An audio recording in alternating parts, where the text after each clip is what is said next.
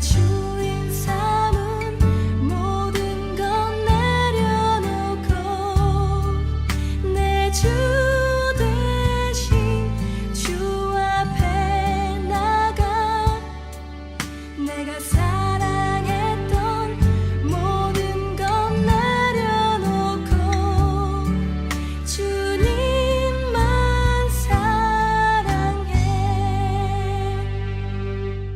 주 사랑 거친 풍랑에도 깊은 바다처럼 나를 잠잠케 해. 주 사랑 내 영혼의 반석 그 사랑 위에 서리.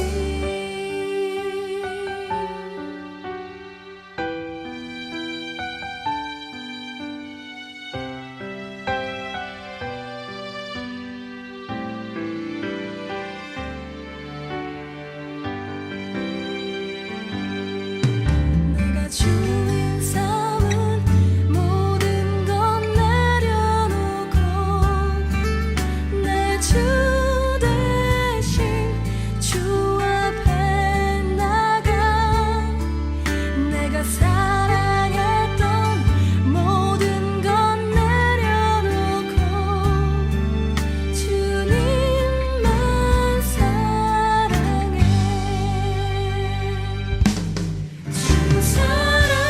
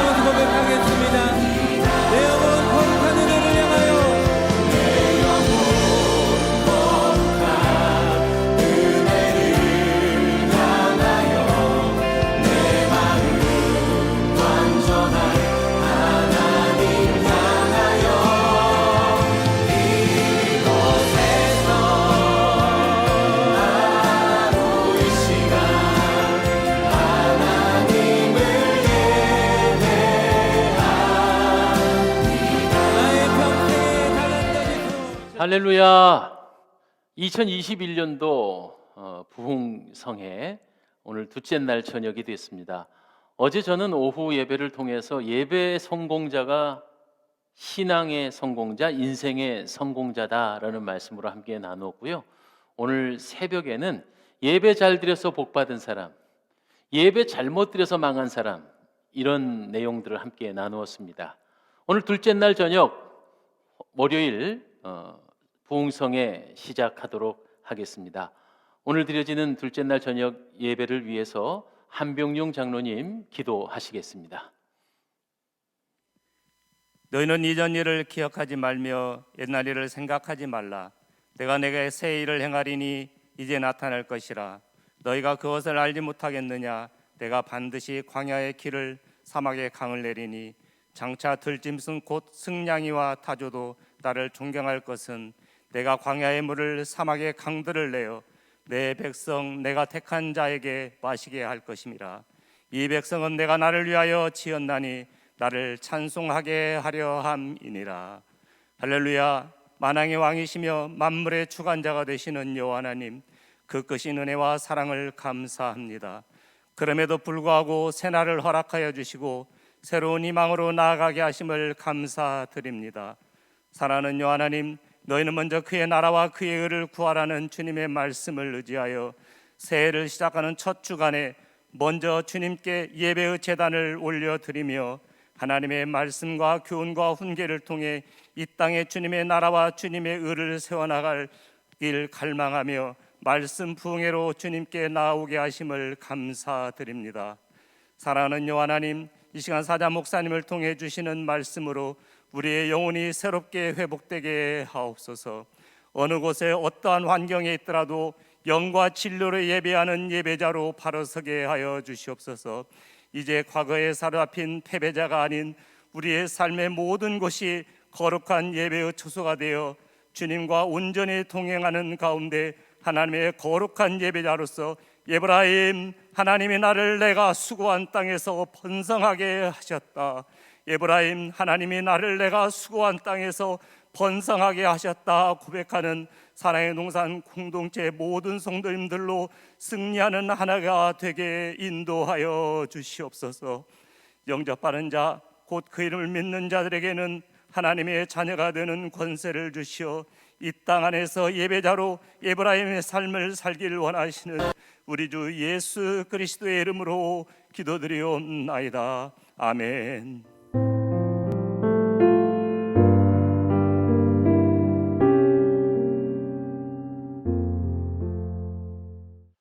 둘째 날 저녁 주신 하나님의 말씀은 신약성경 누가복음 18장 9절로 14절 말씀입니다.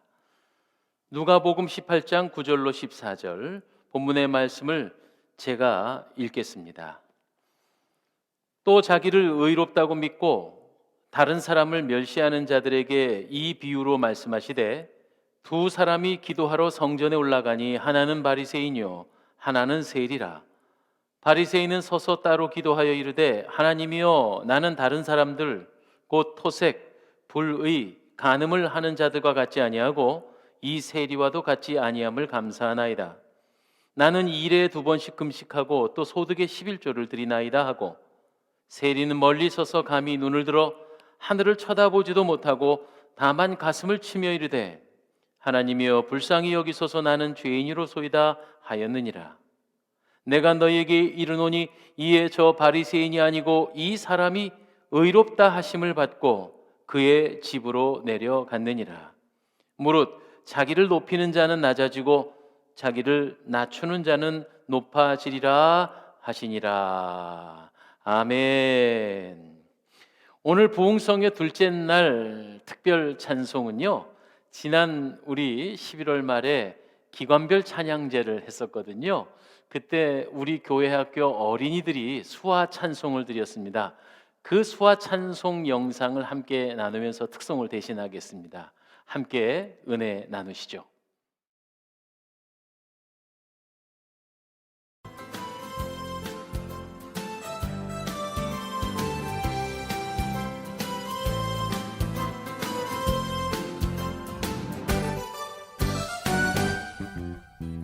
진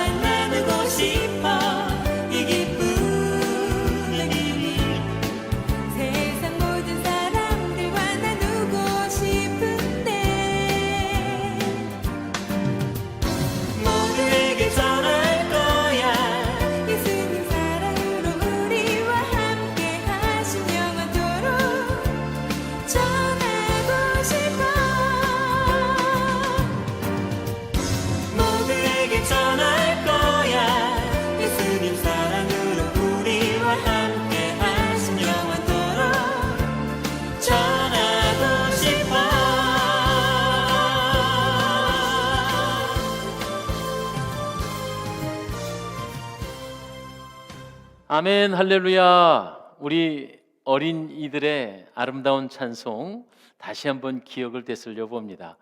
우리 부흥 어게인 11월 달에 참 은혜로운 시간을 가졌었는데 11월 마지막 주 추수감사절 후에 우리 어린 친구들이 잘 준비한 수화 찬송으로 또 한번 다시 은혜를 나누었습니다.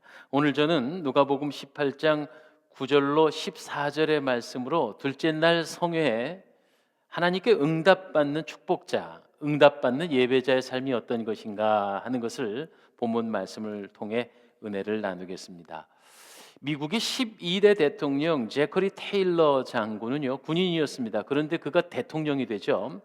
헌법에 의거하여서 1849년 3월 4일 대통령 취임식을 해야 하는데 때마침 그날은 주일이었다고 합니다. 그래서 이 테일러 장군은 대통령 취임에 관한 거부, 나는 주일날은 하나님에게만 온전히 예배하겠다 이렇게 선언을 하므로 법적으로 하루의 공백 시간이 생기게 됩니다. 그래서 애치슨 상원 의장이 24시간 동안 대통령 임무를 대행하였다고 그럽니다. 역사적으로 굉장히 중요하게 남은 사건이죠. 주일 성수는 대통령의 취임식보다 우선하는 하나님의 명령이라고 이 제컬리 테일러 대통령은 여겼기 때문입니다. 정말 이렇게 하나님의 주일 지킴에 있어서 모든 것을 다할 수 있는 사람, 바로 이런 사람 하나님 크게 들어 쓰시는 줄 믿습니다. 저는 또 아주 귀한 인물을 하나 소개하려고 하는데요. 영화 불의 전차에서도 이미 소개된 영국의 올림픽 달리기 선수였던 에릭 선교사에 관한 이야기입니다. 이것은 제가 말로 하지 않고요, 준비된 영상으로 함께 은혜를 나누겠습니다. 약 3분여 정도 되겠습니다. 함께 보시죠. 하나님은 영이시니 예배하는 자가 신령과 진정으로 예배할지니라. 요한복음 4장 24절 말씀. 스코틀랜드인 에릭 리델은 캠브리지 대학 시절 수많은 영국인들의 기대를 한 몸에 받고 1924년 파리 올림픽에 출전할 100m 영국 육상 대표 선수로 선발되었습니다. 영국 국민들은 100m 종목의 가장 유력한 금메달 후보인 그의 우승을 확신했습니다. 그런데 100m 예선이 일요일에 열리는 것으로 확정되자 에릭 리델은 조용한 장소를 찾아가서 기도하는 시간을 가졌습니다. 그리고 에릭 리델은 돌연 출전 포기를 선언했습니다. 에릭 리델은 주님과 함께하는 주의 예배를 드리지 않는 것은 있을 수 없다고 생각했습니다. 이 일이 알려지자 큰 파장이 일어났습니다. 많은 영국인들은 그의 출전 거부를 안타까워했고 영국의 황태자까지 그를 설득하기 위해 찾아왔습니다. 그러나 그는 저는 제 조국 영국을 사랑하지만 우리 주님을 더 사랑합니다 라고 말했습니다. 그가 출전할 수 없다는 소식은 신문의 일면을 차지했고 모든 신문들은 그를 신랄하게 비판했습니다. 에릭 리델은 400m 경주는 일요일이 아닌 다른 날에 열리는 것을 발견했습니다. 400m는 단거리 선수였던 에릭 리델의 주종목은 아니었지만 도전해보기로 했습니다. 에릭 리델은 감독님을 찾아가 400m 경기에 출전할 수 있도록 해달라고 부탁했습니다. 400m 경기는 다행히 평일에 열릴 예정이었지만 그의 주력 종목이 아니었기에 누구도 그의 성적을 기대하지 않았습니다. 경기가 시작되기 전 그의 팀 마사지 담당자가 에릭에게 종이 쪽지를 건네주었습니다. 그 쪽지에는 성경은 나를 존중히 여기는 자를 내가 존중히 여기고라고 말씀하고 있습니다. 끝까지 최선을 다하시길 바랍니다라고 쓰여 있었습니다. 에릭은 결승전에서 달릴 때 그 말씀과 함께 달렸습니다. 그는 속력을 최대한 끌어올리기 위해 있는 힘을 다했습니다. 에릭은 다른 선수들보다 앞서서 달렸고 마침내 금메달을 획득했습니다. 그가 달성한 기록은 이후 수년 동안 깨지지 않았습니다. 아멘, 할렐루야. 네, 그렇습니다. 1924년 프랑스 파리 올림픽의 금메달리스트 에릭, 그런데 그 에릭 리델이라고 하는 선수, 이미 영상으로 보신 것처럼 주일 성수를 위해서 자기의 주종목을 포기하죠. 그러나 하나님은 그를 위대하게 더 쓰셔서 오히려 400m 달리기, 자기의 종목 선수도 아닌데 세계 신기록으로 금메달을 목에 걸게 됩니다. 그는 선교사가 돼서 나중에 중국에서 남은 생애를 보내게 되는데요. 1945년 병으로 순교할 때까지 온전히 하나님께 순종하는 삶을 살았던 참으로 위대한 인물이었습니다. 그가 이 땅에서 금메달리스트였지만 아마 천국에서 받은 상급은 금메달과는 비교할 수 없는 아름다운 의의 면류관, 하나님의 칭찬의 면류관을 받았으리라고 믿어 의심치 않습니다. 저는 오늘 어제 저녁의 말씀, 오후에 드렸던 말씀을 연이어서 하나님께 응답받는 사람, 응답받아야 복받는 거지요. 기도와 예배를 통해서 하나님 앞에 응답받는 것이 얼마나 위대한 일인가. 그런데 아무에게나 하나님은 응답하시는 것이 아니다. 오늘 본문에 나타나는 똑같이 예배를 드렸으나 두 예배자의 태도를 가만히 살펴보면서 이왕의 예배를 드리는 가운데 하나님께 응답받고 소원이 이루어지고 복받는 인생으로 살아야지, 오히려 하나님이 나 몰라 하시는, 그래서 어떻게 보면 헛고생 헛수고하는 예배자가 되어선 아니 되겠다 하는 말씀으로 함께 살펴보려고 합니다. 오늘 두 종류의 예배자가 등장을 합니다. 예배가 바르게 드려졌다는 것은 하나님의 관계가 온전히 되었다는 말로 말할 수 있습니다. 그 사람의 예배 생활을 보면 그 사람의 영적 상태를 진단해 볼 수 있거든요. 지금 본문에 나타나는 누가복음 18장의 두 예배자의 태도를 보면서 여기서 우리의 예배 모습을 반면교사 삼고 거울 삼을 수 있게 되기를 바랍니다. 첫 번째 예배자는 바리새인이라고 소개하고 있습니다. 바리새인 9절부터 12절을 한번 다시 읽어드릴게요.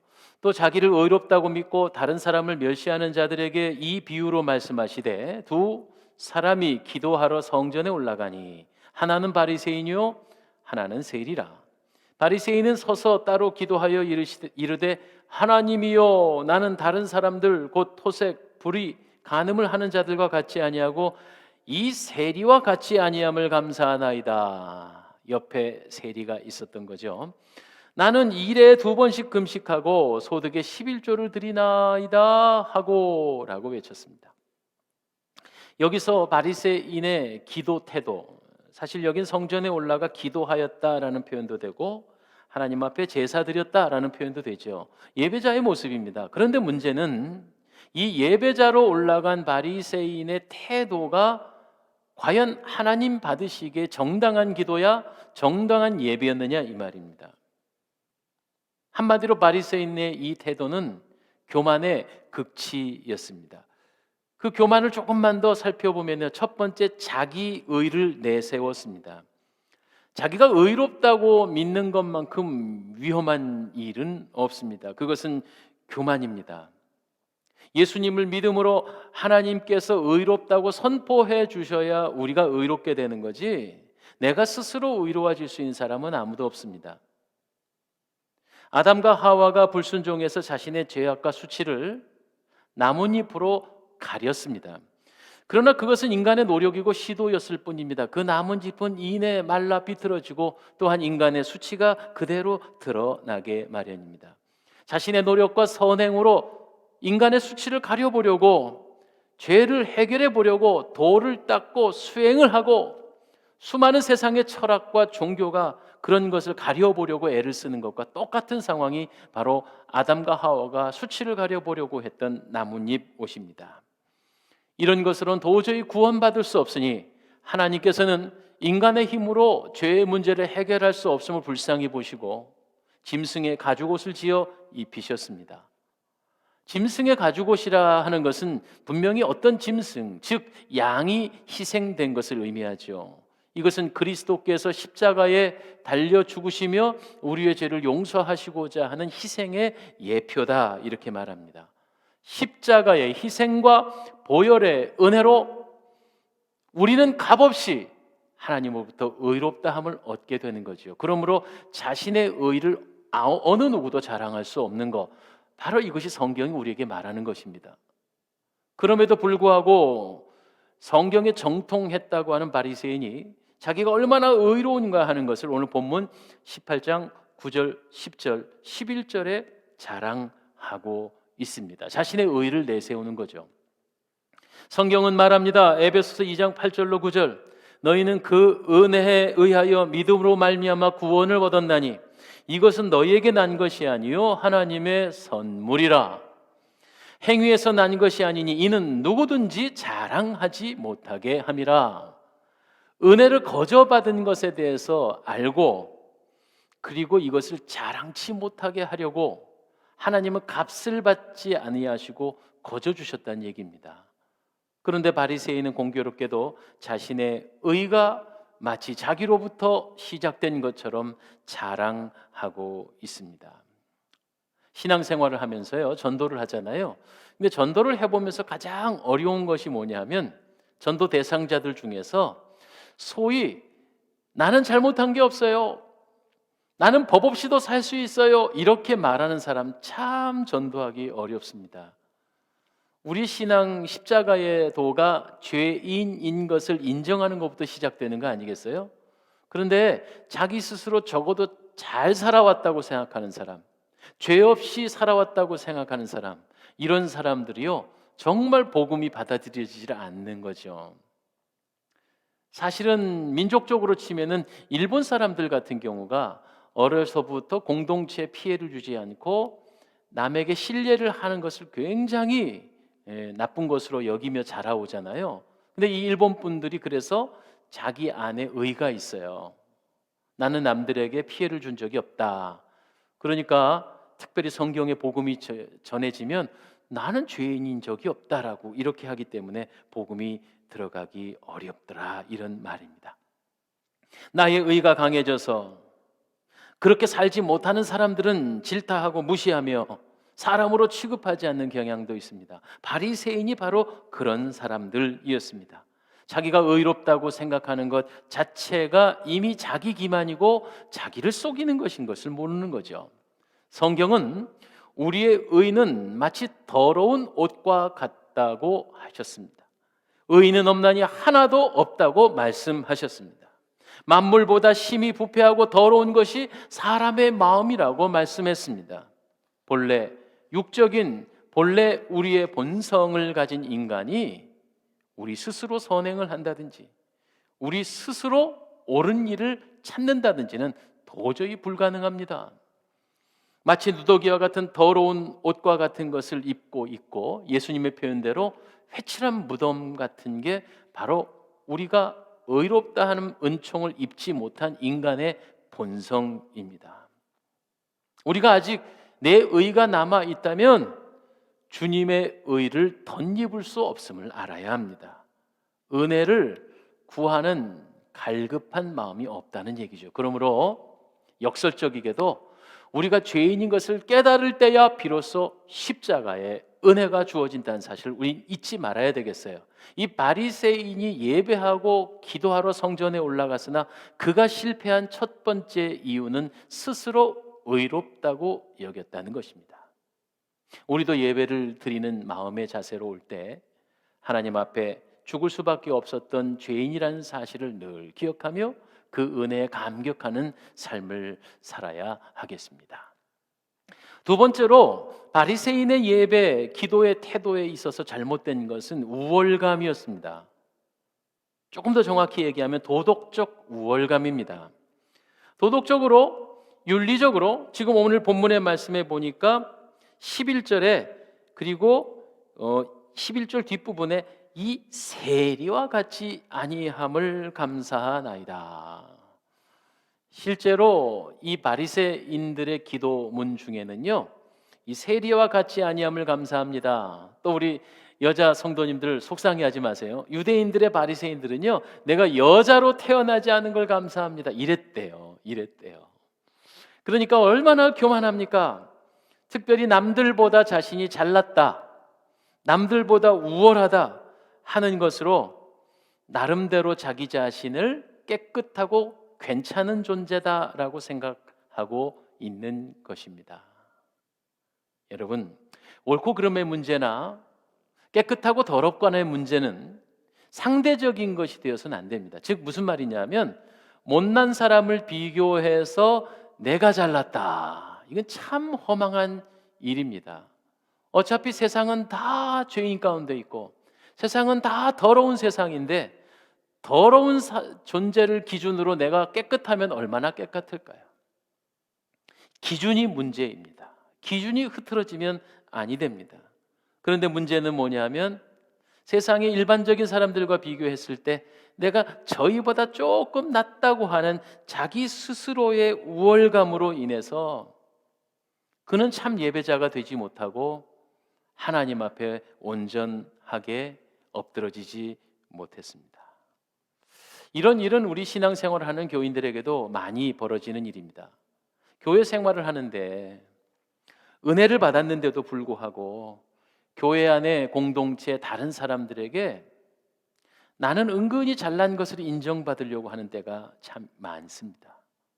그리고 내 수준으로 올라오지 못하는 사람들, 그들의 실수나 그들의 잘못이 자꾸 눈에 거슬려서 마음이 불편한 사람들, 이런 사람들은요, 하나님 앞에서 내가 얼마나 의로운 자냐 죄인이냐라는 것보다는 남들과 비교해서 내가 괜찮은 사람이라고 하는 자기 의를 가지고 주 앞에 있는 교만한 사람입니다. 소위 지난 한 해 우리 교회 우리나라의 유행어가 하나 있습니다. 내로남불이라고요. 내가 하면 로맨스인데 남이 하면 불륜이라고요. 그러니까 타인의 잘못은 무조건 나쁜 거예요. 내가 조금 실수하는 것은 어쩔 수 없는 것이에요. 자신에게 유익한 사람은 무조건 좋아 지내고 나에게 손해 끼치는 사람은 다 불필요한 존재로 여기는 거, 이런 것이 바로 우월감, 자기 교만입니다. 성도의 삶 속에서 남이 어떻게 됐든 관계없이 나만 잘 되면 그뿐이야, 나만 아니면 돼 하는 것이 바로 바리새인적 생활관, 바리새인의 이기심입니다. 참으로 안타까운 일이죠. 하나님 앞에 예배하고 기도하러 가서 세리와 같지 아니함을 감사합니다. 어떻게 이런 감사가 있을 수 있나요? 우리는 예배자로 하나님 앞에 섭니다. 적어도 예배는 하나님 앞에 집중해야 합니다. 예배를 드리는 다른 동료들을 바라보며 그것을 비난하고 비판하기에 앞서서 내가 얼마나 하나님 앞에 불충한 죄인이었나를 바라보는 게 진정한 예배자의 모습입니다. 하나님의 거룩함 앞에서 인간의 우월함이라는 건 다 엄밀히 보면 도토리 키재기이죠. 오늘 이 바리새인이 실패한 것은 결국은 자신이 헛된 우월감에 빠져 있었다는 것입니다. 바리새인의 예배 실패의 끝으로 세 번째는 영적인 교만입니다. 바리새인은 종교인입니다. 그러니까 종교는 엄밀히 말해서 우리가 말하는 신앙과는 차별됩니다. 종교적인 행위도 사실은 자기의 이름을 드러내고 자기를 PR하는 용입니다. 한마디로 대단히 영적으로 교만한 사람입니다. 세리는 당연히 천하 죽일 죄인이니까 그들과 어울릴 일도 없겠지요. 따로 기도합니다. 속된 사람과 함께는 예배드릴 수 없다는 것입니다. 더구나 오늘 본문의 말씀을 보면 사람들에게 보여주려고 기도하러 성전에 올라갔는데 바리새인은 서서 따로 기도했다 그랬어요. 서서 따로 기도했다? 이게 도대체 뭘까요? 사람들이 많이 우러러보는 자리에서 내가 얼마나 대단한 존재인가 하는 것을 남들에게 보이려고 서서 따로 기도하고 있습니다. 이것은 예배가 아닙니다. 이것은 온전한 기도가 아닙니다. 자기 PR이고 자기 자랑일 뿐입니다. 일에 한 번씩 하는 금식 기도가 율법에 나와 있는 것이었는데 그는 일에 2번씩이나 금식한다고 자랑했습니다. 금식은 왜 하나요? 요즘은 굼식한다 하지요. 너무나 살이 쪄서 영양이 과다해서 자기 건강을 위해서 금식하는 거지 그것을 금식 기도라고 할 수 있나요? 소산의 11조를 꼬박꼬박 드리고 있습니다. 이런 사람, 금식 기도 안 하는 사람은 믿음 없는 사람으로 막 질시를 합니다. 우리 교회는 그런 분이 있을 리가 없지만 어떤 분은요, 이런 신앙적 종교적인 모든 절차들을 완벽하게 해내는 것이 너무나 귀합니다. 1년 365일 새벽 기도를 하루도 빠지지 않습니다. 교회가 요구하는 모든 어떤 절차들에 최선을 다합니다. 그런데 거기까지가 좋았어요. 그대로 거기까지면 좋았는데 그러지 못한 사람들을 비난하기 시작합니다. 아무개 집사는 어떻게 새벽 기도를 안 나온대?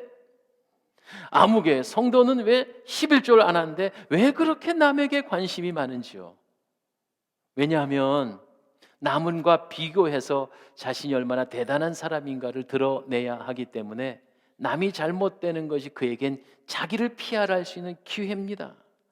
그러니까 하나님과 남의 관심으로 예배를 드리는 것이 아니라 예배라고 하는 이 종교 행위를 통해 얼마나 내가 대단한가 하는 것을 나타내고 싶어서 종교적 행위를 열심히 하는 것입니다. 유감스럽게도 바리새인은요, 나면서부터 종교 행위를 잘할 수 있도록 훈련되어지고 그런 환경 안에서 연단하고 교육된 사람들입니다. 한마디로 말해서 종교 전문가들이라는 거예요. 요즘으로 치면 종교 프로페셔널입니다. 그런데 종교적인 모든 행위가 몸에 익숙하게 익어서 남들이 볼 땐 거룩해 보이면 뭐합니까? 자신이 잘난 것을 그렇지 못한 사람들을 비난하는 것으로 이용하고 있으니까 이 바리새인은 예배에 실패했다는 거죠. 바리새인의 대화를 보십시오. 여기 보니까 다 내가 주어입니다. 나는 다른 사람과 다릅니다. 나는 세리와 다릅니다. 나는 11조를 합니다. 나는 금식을 일주일에 2번씩 합니다. 적어도 아직도 내가 앞섭니다. 내가 갈라디아서 2장 20절 말씀처럼 내가 십자가 안에서 죽어야 하는데 십자가의 구속의 역사하심으로 내가 죽어지고 나는 사라지고 오직 내가 그리스도와 함께 부활되어 나는 가려져야 하는데 여전히 영적 교만 안에 빠져있던 바리새인은 나는 이라는 말이 나옵니다. 사랑하는 여러분, 이런 영적인 교만 때문에 실제로는 교회 안에 많은 연약한 성도들이 상처를 받기도 합니다. 이런 일이 있습니다. 인도의 성자로 불리는 마하트마 간디 있잖아요. 이 간디가 원래는 크리스천입니다. 아니 정확히 얘기하면 성경을 읽고 예수 그리스도가 구세주임을 고백한 사람입니다. 이 마하트마 간디가 성경 읽고 은혜를 받았다고 그럽니다. 그래서 당시에는 영국의 지배 아래 인도가 있었으니까 영국 사람들이 예배를 드리는 예배당을 찾아간 겁니다. 그런데 이게 웬일입니까? 예배당에는 영국 귀족들, 영국 백인들이 가득 차 있었고요. 그 예배당에 유색 인종인 간디가 들어서게 되자 그 사람들의 눈초리, 그 백인들의 눈초리와 어떤 아주 성격이 괄괄한 사람은 너 껌둥이가, 너 유색 인종이 왜 우리랑 예배를 드려? 그리고는 그 예배당에서 쫓겨났다고 그럽니다. 그때 간디는 너무 큰 충격을 받았습니다. 성경의 진리, 성경의 참된 진리는 온데간데 없고 영국인들의 교만과 백인 우월주의가 남아있는 걸 보고 야, 교회는 틀렸다. 그때 간디가 유명한 말을 남깁니다. 나는 예수님은 좋은데 크리스천은 싫다. 예수님은 좋은데 소위 그리스도인이라고 하는 사람들은 싫다. 이렇게 말하고 영영 기독교를 떠났다고 그럽니다. 참 안타까운 거지요.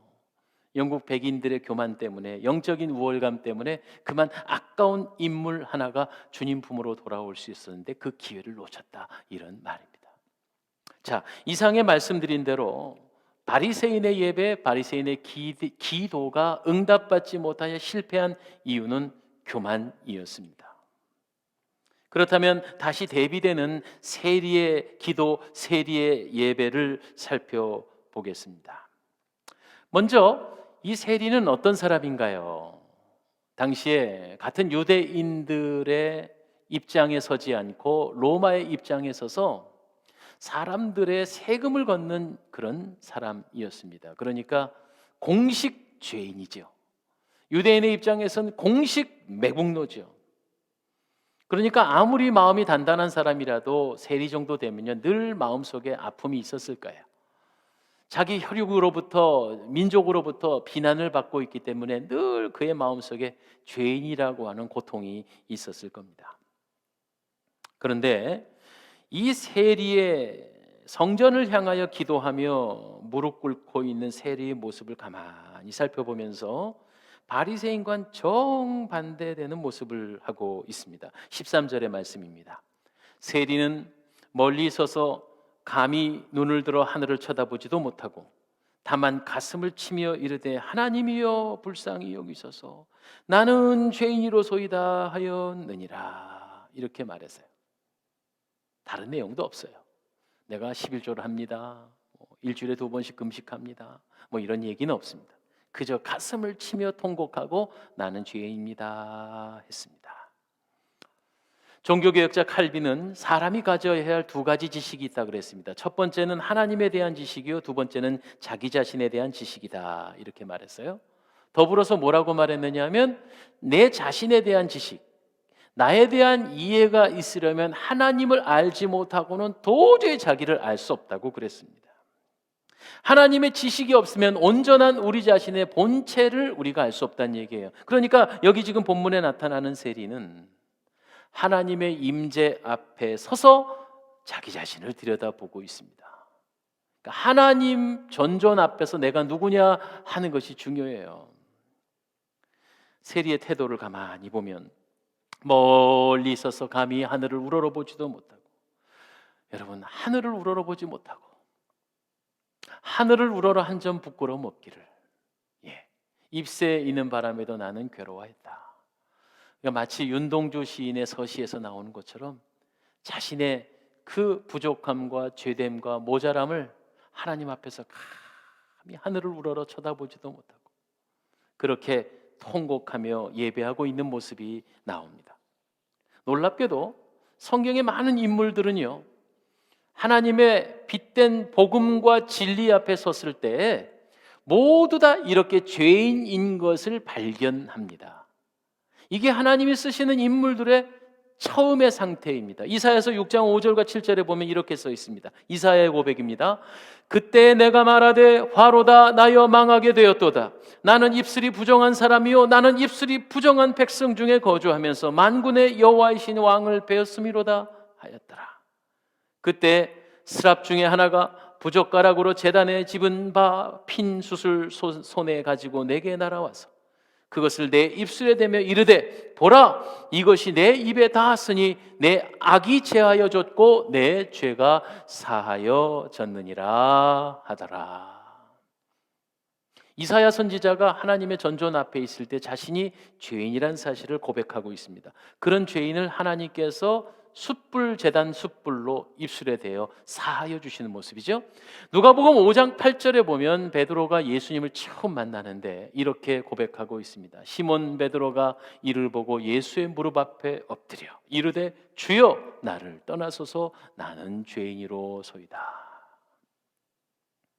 예수님 앞에서 자기의 전존을 발견하네. 내가 누구냐는 걸 발견했다는 거예요. 나는 죄인입니다. 요한계시록 1장 17절입니다. 내가 볼 때에 그 발 앞에 엎드러져 죽은 자 같이 되매 그가 오른손을 내게 얹고 이르시되 두려워 말라 나는 처음이요 마지막이니 그랬습니다. 요한계시록의 예수님의 재림 사건을 이제 예언처럼 말하려고 할 때 그 예수님의 전존 앞에 우리는 죽은 자 같이 되었다. 왜 그렇지요? 죄인이기 때문에. 우리는 허물이 많은 죽을 죄인이기 때문에. 그런데 하나님께서 그러한 죽은 자 같이 된 죄인인 우리에게 손을 얹고 이르시되 나는 알파요 오메가다 말씀하셨어요. 우리 모두 거룩한 주님의 존전 앞에 서게 되면 우리가 얼마나 참혹한 죄인인가, 내가 얼마나 못된 죄인이었는가를 깨닫게 되는 것입니다. 마치 어둠에는 분별되지 않다가 밝은 빛이 비춰지면 쓰레기가 떨어졌는지 오물이 묻었는지 이것을 발견하게 되는 것처럼 주님의 빛된 전존 앞에서 우리가 깨달아지는 것은 나는 죽을 죄인이구나, 내가 이 죄의 문제를 처리하지 않고는 주님께 가까이 갈 수 없구나라는 것을 고백하게 된다, 이런 말씀이에요. 그런 의미로 오늘 본문에 나타나는 이 세리가 하나님의 성전 앞에서 물론 자기 자신은 민족의 피를 뜯어 먹고 사는 매국노요 세리의 역할을 함으로 죄인인 건 맞습니다. 그러나 하나님 앞에서 볼 땐 그보다 더 참혹한 죄인이라는 것을 마치 빛 앞에서 어두운 것이 다 드러나는 것처럼 스스로 자신의 죄를 깨닫고 몸부림치고 있습니다. 세리는 멀리 서서 감히 주님을 바라볼 용기도 없고 자격 없는 무자격자가 주 앞에 왔으니 송구스럽고 죄송스럽고 오히려 통곡하며 가슴을 치고 있는데, 이것을 예수님께서는 옳게 보셨다는 얘기죠. 이것이 예배자의 갖출 모습이라는 이야기입니다. 두 번째, 또 세리의 올바른 기도자 예배자의 태도가 있는데, 여기에 보면 애통하며 이렇게 말했습니다. 가슴을 치며, 이것을 애통한다라고 제가 바꿔 말해 봅니다. 산상수훈의 마태복음 5장 4절에 보면 애통하는 자는 복이 있나니 그들이 위로를 받을 것이며 했습니다.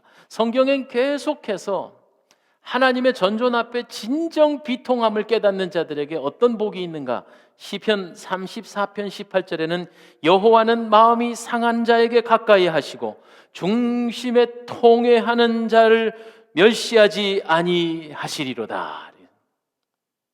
주님께서 누구를 가까이 하신다고요? 상한 심령을 가진 자. 주님이 누구를 기뻐하신다고요? 통회하는 자. 시편 51편 17절입니다. 하나님께 구하는 제사는 상한 심령이라. 하나님이여 상하고 통회하는 마음을 주께서 멸시하지 아니하시리라. 우리는 수많은 예배를 드립니다.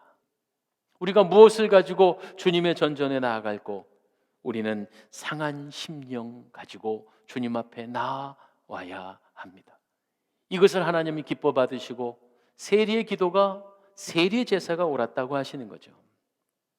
우리는 삭개오의 이야기를 잘 알고 있습니다. 누가복음 19장에 보면 삭개오가 예수님을 만났습니다. 은혜를 입었습니다. 그러자 삭개오가 어떻게 고백하는 줄 아세요? 삭개오가 서서 주께 여짜오되 주여 보시옵소서, 내 소유의 절반을 가난한 자들에게 주겠사오며 만일 누구의 것을 속여 빼앗은 것이 있다면 네 갑절이나 갚겠습니다 했습니다. 바로 이것이 죄인의 모습입니다.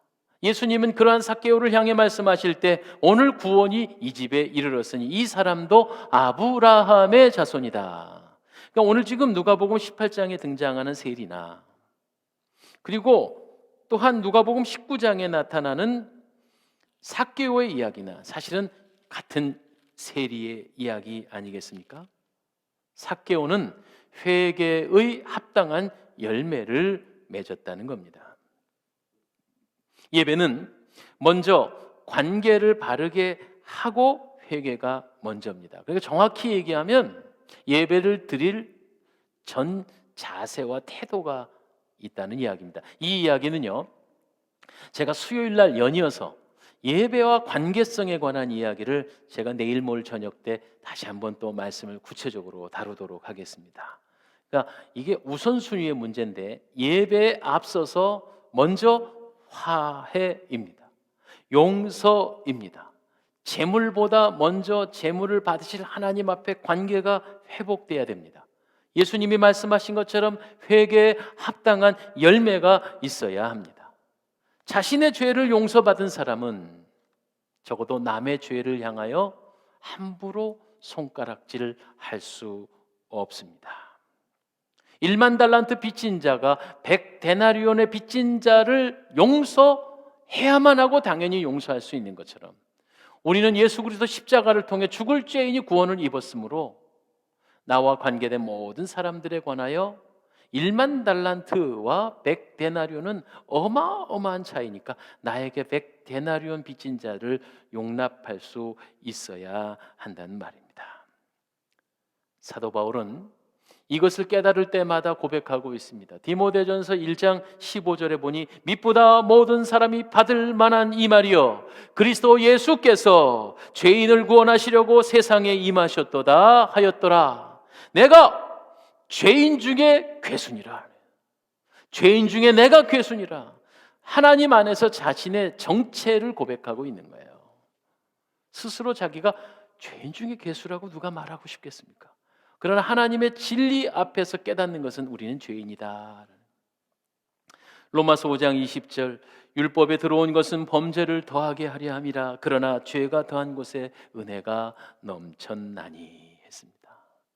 여기는 우리가 그래서 이 말씀을 꼬투리 잡아서 야 그럼 우리 죄 짓고 살자 이런 의미가 아니고 내가 죄인인 것을 깨달아졌을 때 내가 용서함을 받았다는 것을 더 크게 느낀 그런 은총이 있게 된다, 이런 말씀이 되겠습니다. 사랑하는 여러분, 세리의 예배가 세리의 기도가 응답받은 이유는 뭡니까? 겸손입니다.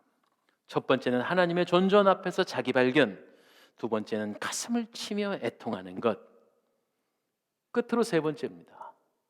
심령의 가난함입니다.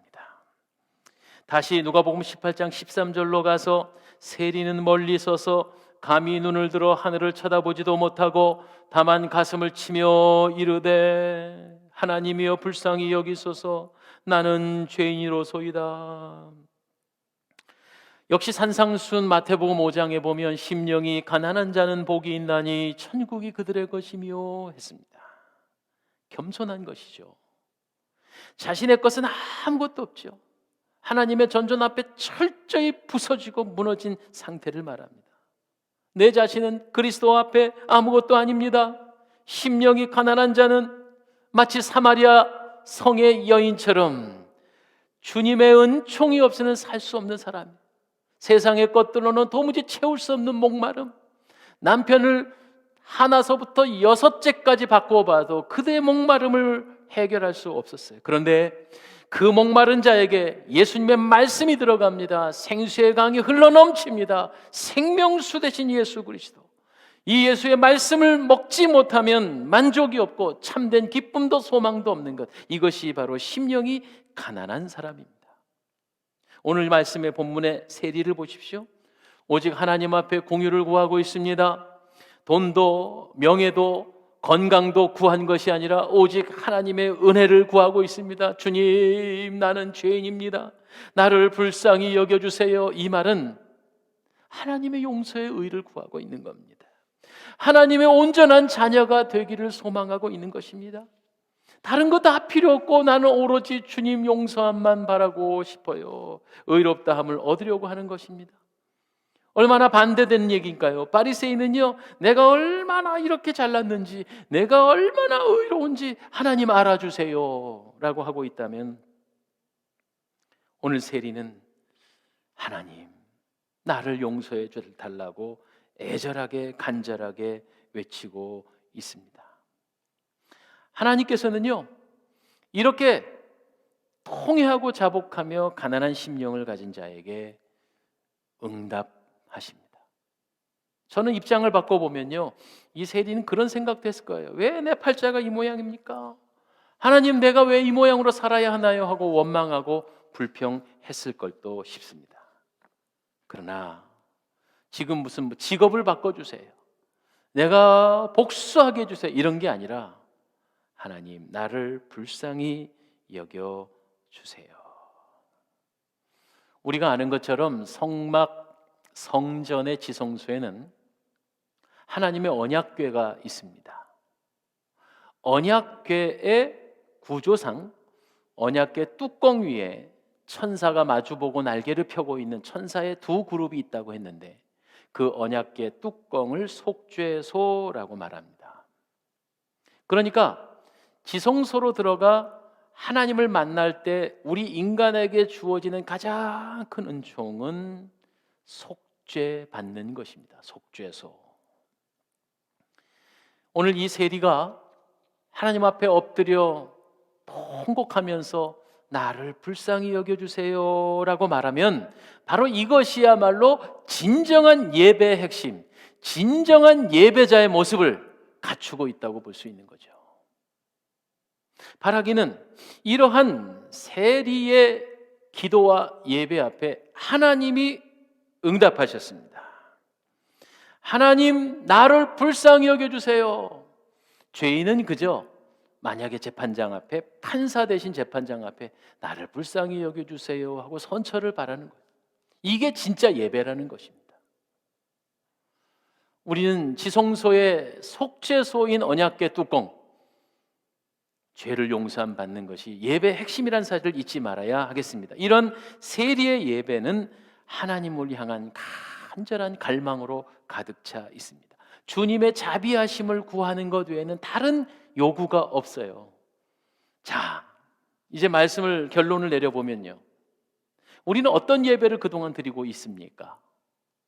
예배를 통해서 하나님 소원 성취하게 해주시고, 꿈을 이루게 하여 주시고, 이런 것들은 풀리게 하시고, 이런 것들은 잘되게 하시고, 그러나 유감스럽게도 예수님은 오늘 본문의 말씀에 너희에게 이르노니 저 바리새인은 아니고 이 사람이 의롭다 하심을 받고 그의 집으로 내려갔느니라. 한마디로 말해서 예배의 목적과 예배의 확실한 열매를 얻었다, 이런 얘기입니다. 우리는 수많은 예배를 드리는데 그 예배가 하나님 앞에 의롭다함을 얻는 예배가 아니라면 그것은 모두 다 헛수고 그리고 또 쓸모없는 노력입니다. 오실 때 우리가 세상에 때 묻은 죄된 내 모습을 가지고 하나님 앞에 부끄럽게 죄된 모습으로 이 자리에 왔다가도 예배를 끝나면서 감사와 찬송과 용서받음의 기쁨을 가지고 돌아가는 것, 바로 이것이 진정한 예배의 본질이고 예배의 성공자입니다. 결과적인 얘기입니다. 이제 끝으로 오늘 본문의 말씀에 보니 18장 14절에 저 바리새인이 아니고 이 세리가 의롭다 하심을 받고 그의 집으로 내려갔느니라. 그리고 더불어서 무릇 자기를 높이는 자는 낮아지고 자기를 낮추는 자는 높아지리라. 이것이 예배의 원리고 이것이 천국의 원리입니다. 그러니까 우리는요, 주일날 예배당에 1시간 남짓 예배를 드리고 그것으로 끝나는 것이 아니고 예배를 드려 용서받은 새 희망 새 몸을 가지고 한 주간이 24시간 곱하기 7일을 하면 168시간 아닙니까? 그러니까 1시간 예배를 드리고 167시간은 삶 속에서의 예배를 드리는 거예요. 1시간 예배를 드리고 그 예배 연장선상에서 우리는 이제 예배를 마치고 일어나면 그때부터 다시 새로운 167시간의 예배가 시작됩니다. 그러니까 예배를 통하여 의롭다함을 입고 돌아가서 의인으로서의 167시간을 사는 거라니까요. 그러니 이것은 우리는 365일 일주일 내내 예배자로 사는 것입니다. 세리는 모르긴 해도 분명히 의롭다 하심을 얻고 비록 예배 시간에는 통곡하며 가슴을 치며 예배했으나 그의 삶 속에서는 의롭다함을 얻고 돌아가 생활 속에서 진정한 기쁨과 평강을 누리고 있었을 것이라는 말이죠.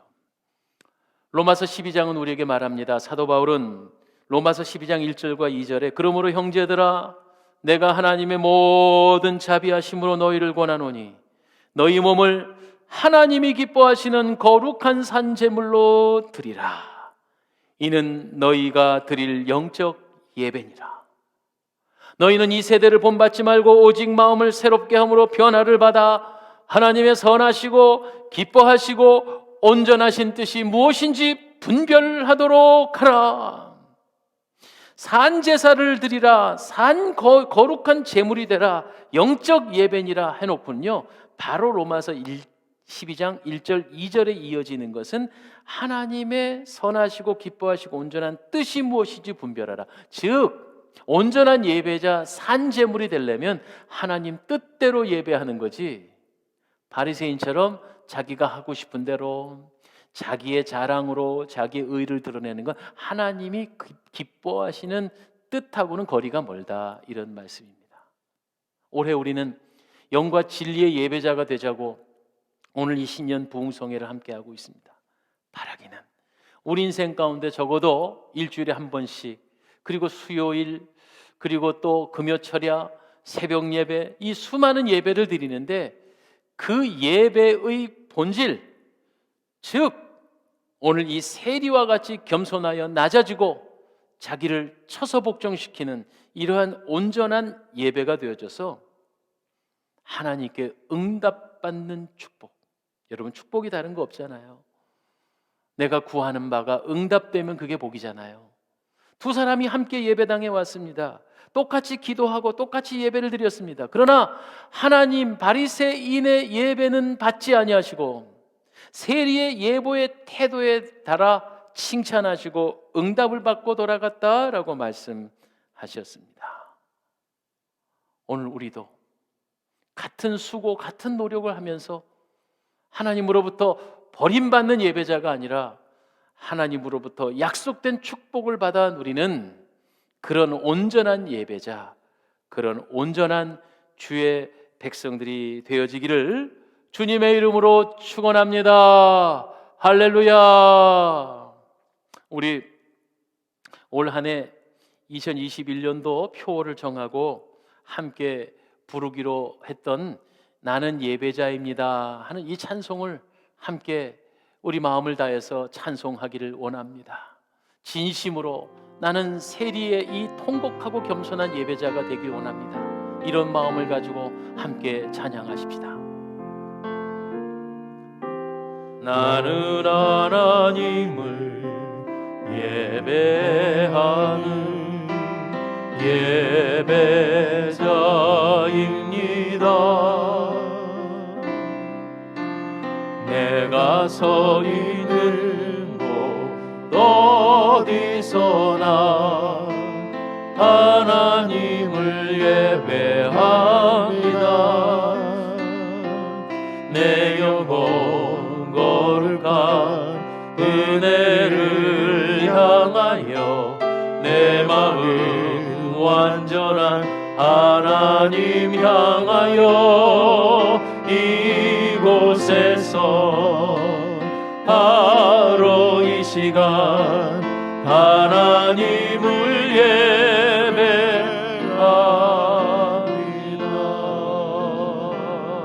하나님 아버지, 우리들에게 예배자로서의 참된 모습을 회복하게 하여 주시옵소서. 그동안 우리의 예배는 사람 중심의 예배, 우리의 감정을 보충하는 예배, 내가 기쁨이 되는 내 중심의 예배를 드렸던 잘못된 예배자였음을 말씀을 통해서 다시 한번 바라보고 깨닫습니다. 하나님 행여나 우리의 수많은 예배가 바리새인의 예배가 되지 않게 하여 주시옵소서. 세리와 같이 겸손하여 낮아지고 통회하며 자복하며 우리의 죄를 주님 앞에 솔직하게 고하며 용서함 받고 새롭게 응답받는 예배자의 삶을 살아갈 수 있게 하여 주시옵소서. 우리 사랑의 동산교회가 참된 예배자로 주님을 기쁘시게 하고 응답받는 주의 종들이 될 수 있도록 주여 인도하여 주시옵소서. 하나님, 2021년도 신년 부흥성회를 개설하게 하신 하나님께 감사드립니다. 예배의 승리가 인생의 승리라는 사실을 깨닫습니다. 하나님, 이 시간 우리가 다시 한번 결단하오니 주님 앞에 겸손히 서서 날마다 예배를 통해 속죄함을 받고 한 시간의 예배가 아니라 세상 속에 나아가서도 진정한 예배자의 삶을 살아가는 그런 위대한 인생들, 승리한 인생들, 예배의 승리자가 되게 하여 주시옵기를 원합니다. 하나님, 각종의 소원과 기도 제목을 담아 하나님 앞에 이 부흥성에 예물을 드린 손길들이 있습니다. 하나님 아시지요? 주님 없으면 살 수 없는 가난한 심령, 주님의 은혜가 없으면 한순간도 살 수 없는 심령. 하나님, 우리 사랑의 동산교회 진정한 겸손한 예배자들이 많아지게 하여 주시고 귀한 부흥성의 예물을 드린 손길을 축복하사 올 한 해가 가기 전에 이 소원이 이루어지게 하시고 이 꿈이 이루어지게 하시고 무엇보다 주님 앞에서 참된 예배자가 되게 하시고 속죄함 받아 의인으로 칭함을 받는 그런 성도들 되게 하여 주시옵기를 원합니다. 이제 집회 둘째 날이 지나가는데 셋째 날, 넷째 날 맞춰질 때까지 준비된 말씀을 부어주사 은혜 충만히 받게 하여 주시고, 하나님, 올해 이렇게 복되게 시작하오니 올해가 지나가는 그 순간 끝날까지 알파요 오메가 되신 우리 주님께서 함께 하여 주시고 은총을 베풀어 주시옵소서. 예수님 이름으로 기도하옵나이다. 아멘. 할렐루야. 둘째 날 우리 신년 부흥성회를 마무리하겠습니다. 광고 말씀을 몇 가지 드릴게요. 여러분, 비대면 예배이기 때문에 불가피하게 이렇게 영상으로 만나 뵙게 됐습니다. 여러 가지 준비 사항이나 애로 사항은 좀 많이 있는데요. 우리 성도님들은 직접 예배당에는 오지 마시고요. 온라인으로 계속해서 참여해 주시기 바랍니다. 우리 교회 유튜브에 꼭 들어가셔서 구독 신청을 해 주시고 알람 설정을 해 놓으시면요, 교회 이렇게 영상물이 올라갈 때마다 수시로 여러분 휴대폰에 탁 반응이 됩니다. 그리고 광고를 더 맞아 드리는 것은, 혹시 내가 휴대폰으로 보는 것이 너무 힘겨워서 큰 테레비로 보고 싶습니다 하는 분들을 위해서 우리 그것을 시공 설치하도록 도와드리겠습니다. 교회에 신청해 주시기 바래요. 그리고 2021년도 가정 기도 제목이 있을 텐데, 우리 예년 같으면 종이 쪽지로 제출을 했잖아요. 그런데 그게 어려우니까 여러분 저의 휴대폰 번호나 카톡이 연결되어 있으면 카톡으로 아무개 집사님입니다, 우리 집안에 이런 기도 제목이 있습니다 하고 보내주시기 바랍니다. 제가 잘 정리해서 한 해 동안 여러분을 위해서 중보 기도하도록 하겠습니다. 나머지는 우리 교회 소식 주보를 참조해 주시고, 또 내일 새벽 5시에도 변함없이 함께해 주시고, 또 내일 화요일 저녁 1월 5일 저녁에도 변함없이 우리 이 부흥성회를 통해 은혜 함께 나눌 수 있게 되기를 바랍니다. 이제 저는 축복의 기도로 오늘의 순서를 폐하겠습니다.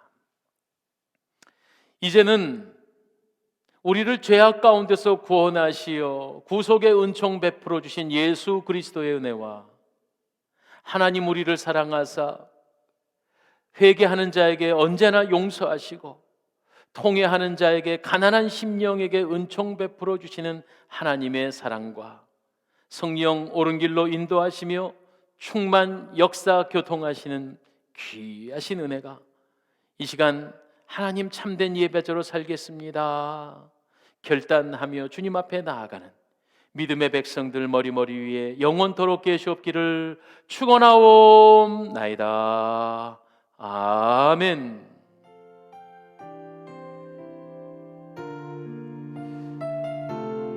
감사합니다. 둘째 날 저녁 집회를 마쳤습니다. 내일 새벽에 뵙겠습니다.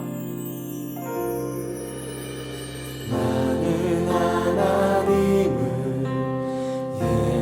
예배하는 예배자입니다. 내가 서 있는 곳 어디서나 하나님을 예배합니다. 내 영혼 거룩한 은혜를 향하여 내 마음 완전한 하나님 향하여 이곳에서 바로 이 시간 하나님을 예배합니다.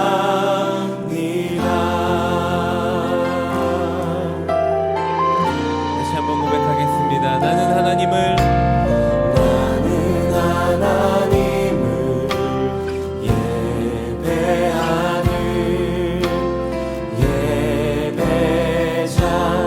예배자입니다. 내가 서 있는 곳 어디서나 하나님을 예배합니다. 내 영혼